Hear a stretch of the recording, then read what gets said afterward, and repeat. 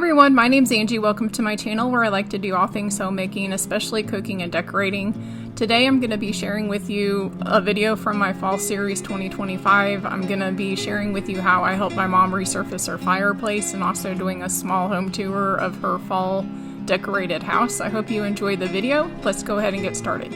Hi everyone, I just want to start this video out by saying thank you so much for everyone who watched my video. This last time I got a lot more views than I had been getting, and I really appreciate that. Also, all the likes that you gave me, that really helps get my videos pushed out and it's encouraging to me. So I really want to thank you and tell you I appreciate you so much for doing that. Today I want to share with you a video that I filmed a couple weeks ago at my parents' house. I just want to go through how I helped my mom resurface her fireplace, and then afterwards we decorated for fall at her house. So give you a quick little home tour of that and explain to you how we resurfaced the fireplace. So I'm going to insert a picture here so you can kind of see what I'm talking about. But what we used was one of the big buckets you can get at Lowe's or Home Depot, and we ended up getting 2 tubs of the mortar. You do have to make sure that the mortar can resist high temperature since you're using it on the fireplace. So we got 2 of those buckets, and then instead of getting a big huge bucket because we knew we weren't going to use that much, we just got 2 of the smaller ones. And you're going to need a big sponge, you're going to need a rag, and a spatula that helps you smooth the mortar into the grout lines. So I think that's all, and you're gonna need painter's tape to tape around the fireplace. So the list that we had showed more than that, but that's really all we ended up needing. You might want to get some protective gloves for your hands, but mortar does wash off pretty easily, so it even came off of our clothes. So what we did is we mixed the mortar up really good, and you want it to be kind of a cake batter consistency. And you're gonna need like a mixer attachment for your drill to mix it with. So we did that, and then you're gonna work in small areas because it dries fairly quickly, and we both kind of were helping each other out with that. The whole process took us probably a total of 4 hours, but what you do is you smooth the mortar in between the grout lines, and then you take the damp sponge and you wipe the excess off that you want. You can do it as heavy as you want or light as you want.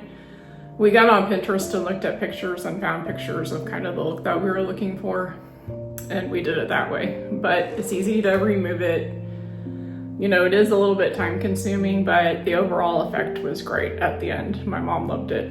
And what it did was it gave her room a brightness to it because the stone before looked really dark. It also gave it more of a cottagey look.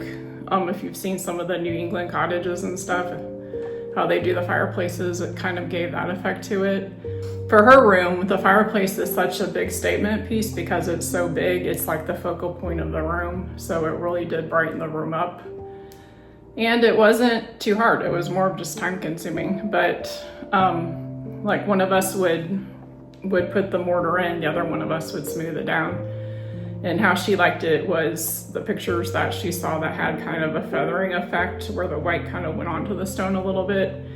It also made the individual stones stand out more, so you could kind of see the individual colors a little better instead of it just being one solid block of dark color. So that was really nice.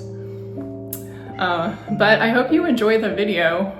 Really, if you like this look, it really wasn't hard to do.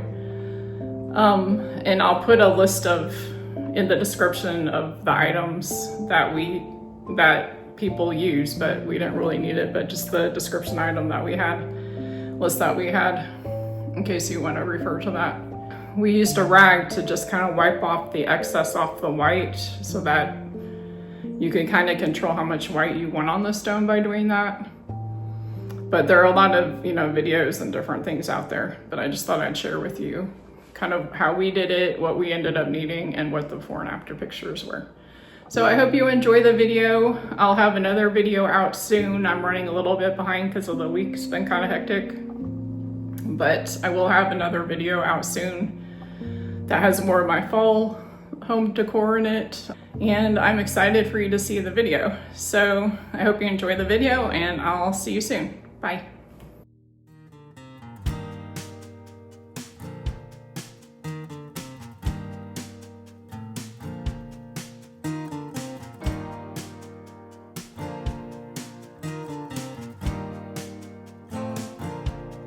Open up the window, I'm breathing in the last of September. I can feel the wind blow,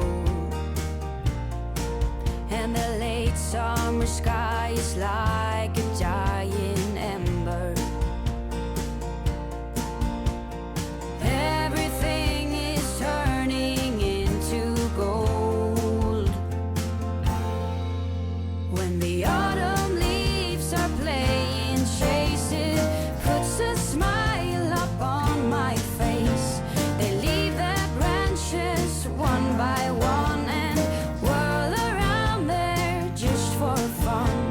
Some are faster, some are slow, and some are high and some are low, dancing through the last days of September.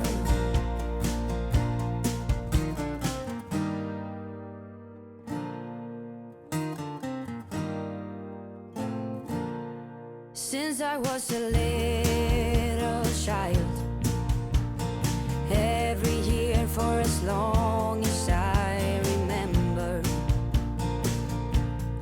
all the leaves were running wild, going all the way until November. Turn the world around us into gold.